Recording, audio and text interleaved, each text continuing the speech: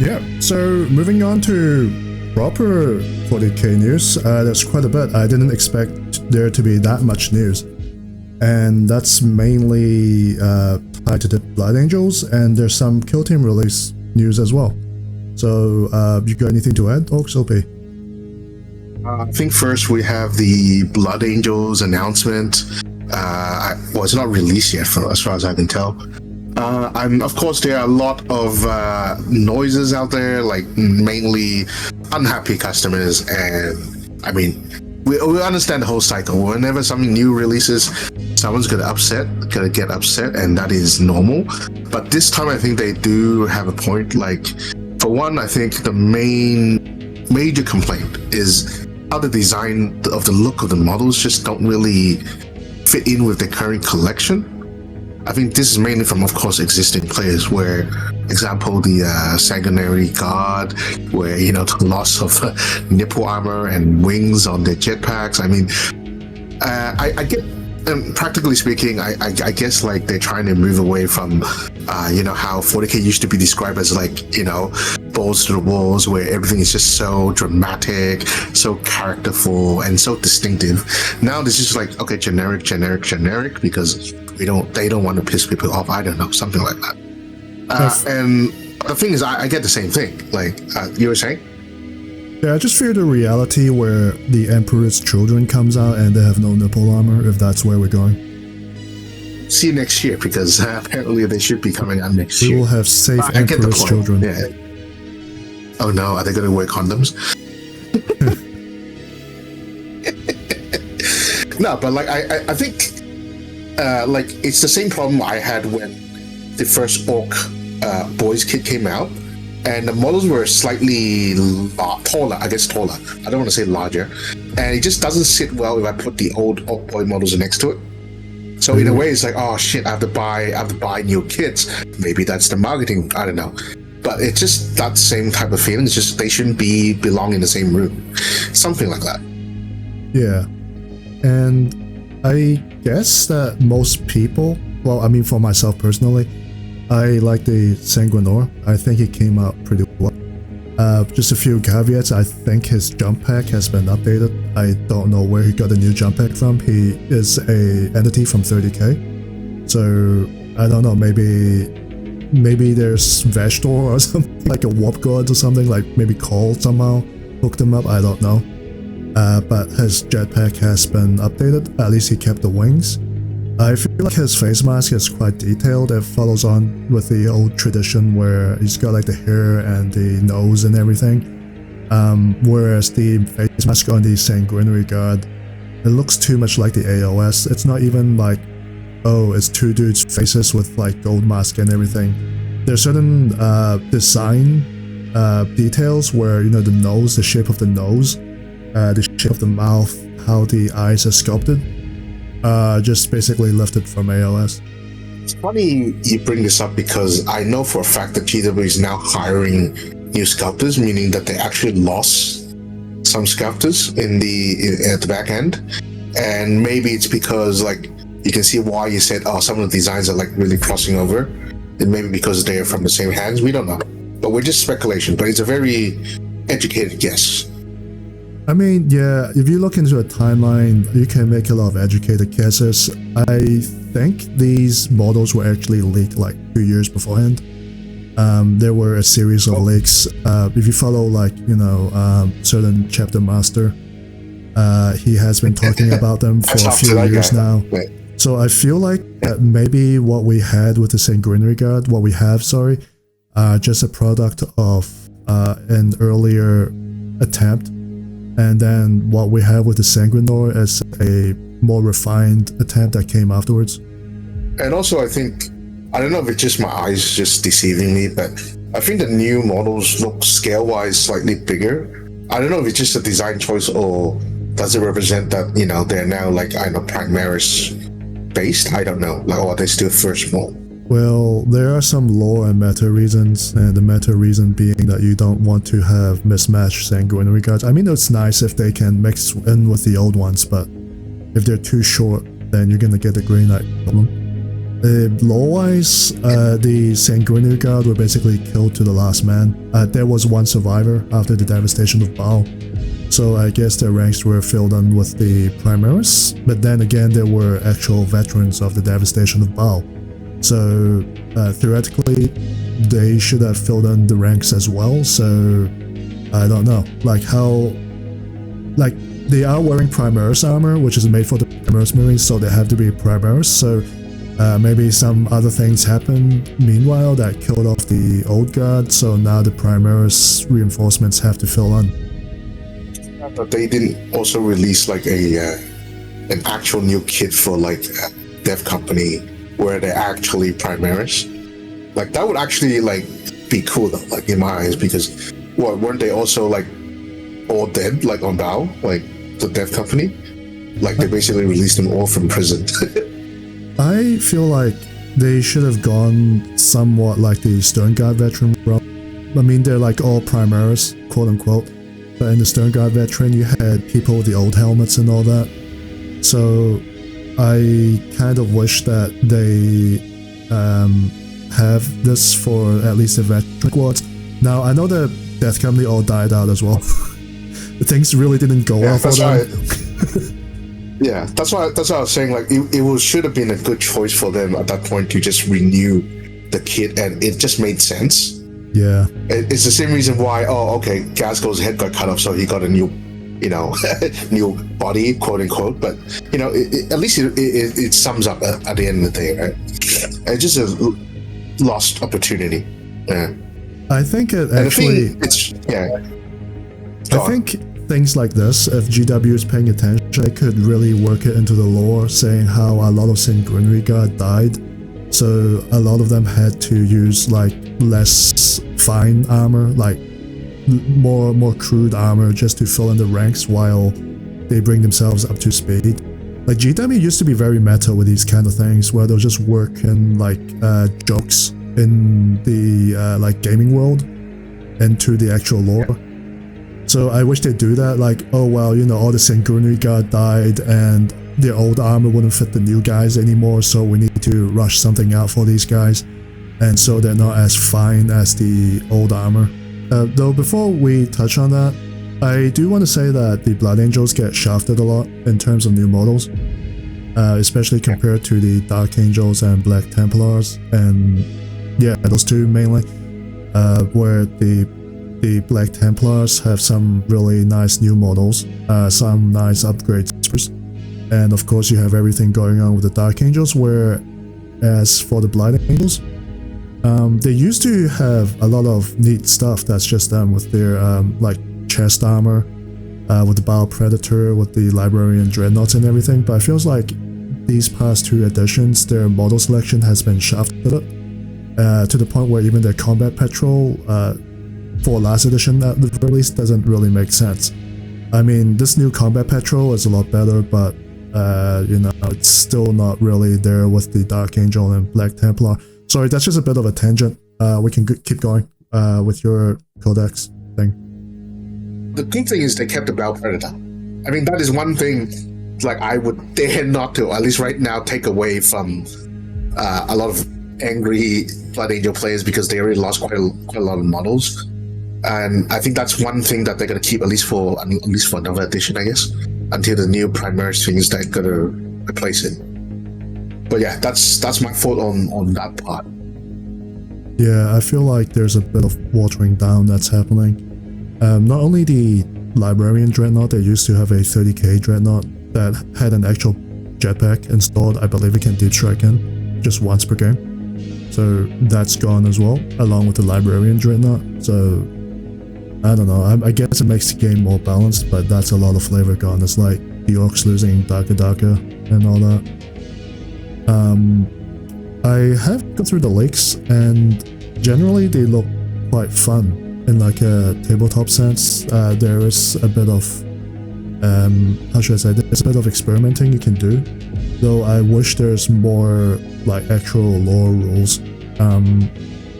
Like the one that I really would have enjoyed was that in the books, the Blood Angels were famous for airdropping their vehicles, and that's something that other chapters would not even attempt, but they'll just fly in with a Thunderhawk and just literally just land a Land Raider, just deep strike in a Land Raider out of nowhere, along with the Battle Predator.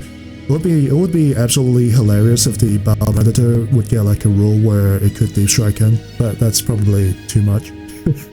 But aside from that, I am quite happy.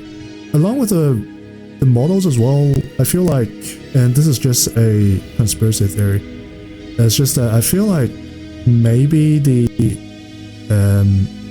Sanguinary Guard model was made intentionally kind of bland as well. GW can make a specialty unit for the Blood Angels, but if they can somehow just blur the lines a little bit, people will probably take them in as like jump captains as well, or other kit patch projects, or as sergeants for their assault intercessors as well.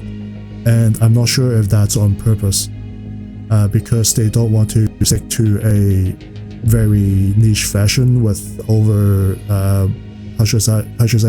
over designed. I feel like that's done on purpose so that it's kind of vague enough so that people can take them in as like other units for other chapters. And I'm going to follow on and say that's like a risk of playing Space Marines. Is a bit of a broad faction, so it's a broad army, and sometimes it loses design focus. I'm not sure if it's deliberate or accidentally, just so that it's easier for GW to sell the same models to, let's say, Black Templar army or something. They could just paint it black and then just throw a few things on and it'll look like a nice jump captain. Interesting you bring this up, because as an alt player, I would normally very welcome such policies. Now, but looking from GW's past history, I don't think besides the early days, I mean, like 20 years ago, like where they do encourage you to do kit bash and all that, they basically, nowadays, they don't care, or they're just trying hard to not looking like they're trying to stop you from doing it. I'm gonna put it this way, like with all the snap fit kits, with the like non-posable models out there, I don't know if this is GW's intention, but it's really making it harder and harder for hobbyists where they wanted to make unique models. And I mean, if they still want to do it, if they're still making it using the old, the newer kits where it's harder, more power to them. But it's just going to get harder and harder, and I don't see how GW is trying to promote this. But you could be right. I'm just saying, from my perspective, I don't see the trend yet. Yeah. So yeah, we went on a tangent for a bit, so let's keep talking about the codex, I guess. So the Blood Angels lost quite a bit. They gained a few models. Poor Seth. All captains. Like what the fuck? Why the fuck are all the new models just captains? Like, this is just fucking lazy. You can have every captain. I understand this. Yeah. You can have every captain Collect you all want. the captains, right? Yeah, you can have all the captains you want except for Gabriel Seth. Gabriel You know Seth why he was killed off? You know why he was killed off? He does not like Primaris Marines, okay? Yeah. Okay, even in the law. I can't believe that Gabriel Seth killed himself by shooting himself twice in the head with a melter rifle before throwing it off down onto a reactor. Yeah, Gabriel Seth did not kill himself. I kind of guess why they did that is because they want at least like a unit type to go with a character that's very distinctive. Like when it comes to design of the model, like it just stands out. Like you say, okay, so now all my models, if I'm playing Flesh Terrors, I need at least the shoulder pads, right? If they're not selling the shoulder pads, okay, then why do I need to have this guy? You can always still proxy it as any other model, but it's one of those things like, okay, it's a business decision and I get it. It's just that it doesn't sit well with a lot of other people who has a whole army of it. Like, which comes down to like the whole Death Watch. I could be wrong, but I thought there were water transfers for the Flash Terror icon. Sure, if they're still on, but like I know they used to have shoulder pads like you can buy, but I don't know if that's still a thing anymore. It's probably a forgeable thing now. But it's just one of those things. Maybe. But it's one of those things where like I can used to buy Ragnar Blackmane's company shoulder pads for Space Wolves. I don't know if they still do that. But it's the same thing. Like if I'm not trying to promote it, like, and I'm not selling it, I might as well not have it. I think that's what they're thinking. Anyway. Yep. And going on with the codex, I'm quite happy with most of the rules. I feel like, just looking back, right, with 9th edition, and one thing I noticed is that the Blood Angel rules usually overlap a bit with the World Eater rules, and I've been looking at the Death Company rules and some of the Blood Angel rules, and I feel like some of them, some of them are going to flow over to the World Eaters Codex when it does come out.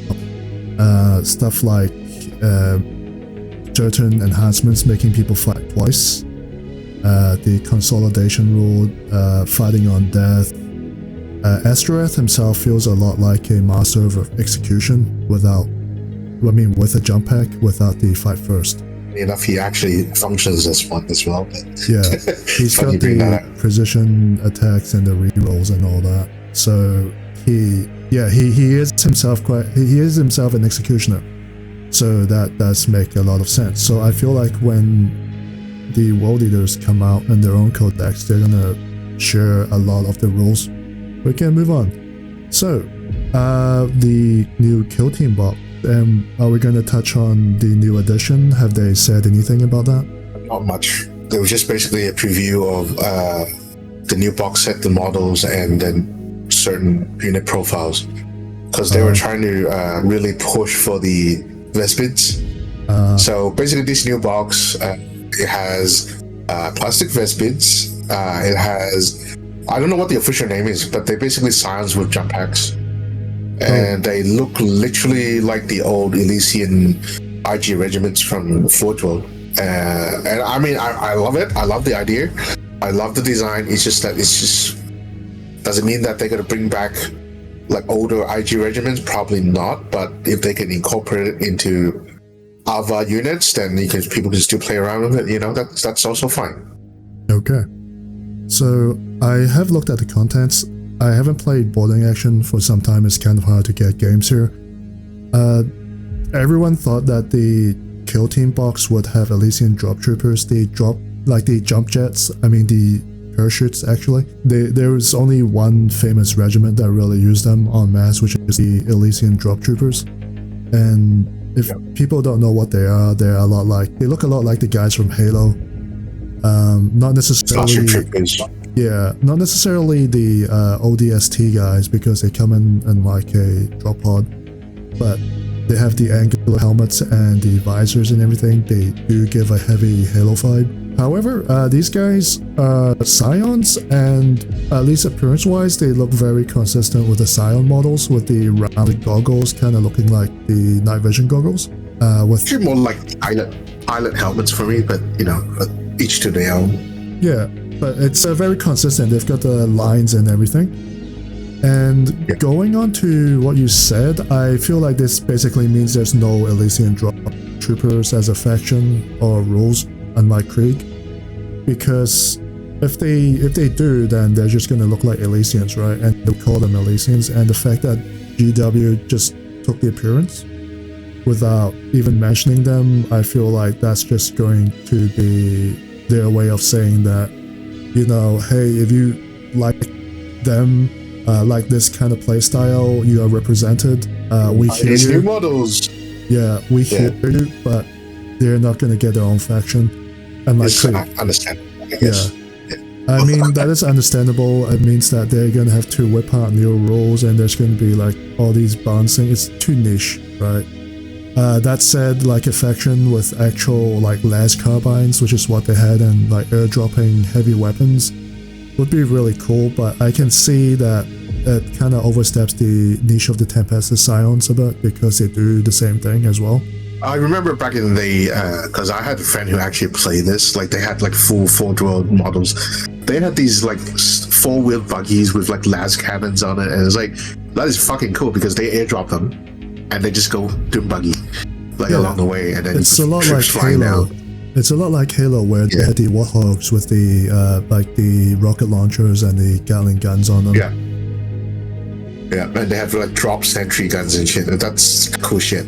Yeah, and unfortunately, this probably means that we're not going to get Vestroans or anything like that. If that's the stance that they take with the Elysians. I won't say never, but like I don't think for the long foreseeable future, I think that's not a priority. Unless it's making them a lot of money, aka Krieg. I think Krieg has. Yeah, you're right. Yeah, I think Krieg is just too worked into the meme culture of the hobby now for them to not pay attention to it. But Vostrowan and they're Russian as well, so there's all that shit going on.